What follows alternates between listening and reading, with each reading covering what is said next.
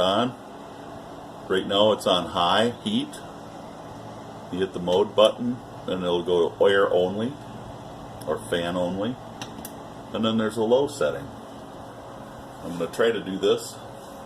There's a digital display on top. It has tip over protection, as you saw it shut off. It has a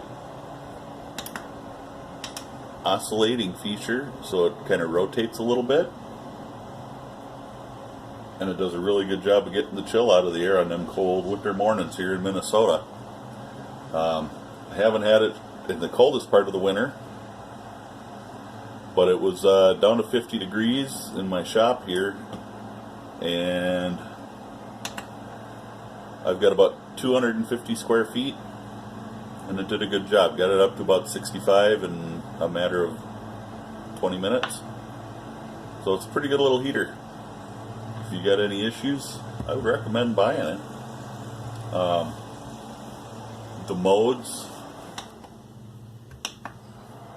it has low, high, and fan only.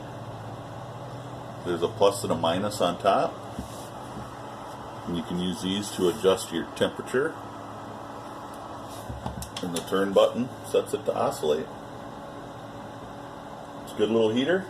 It's done pretty well. I recommend it.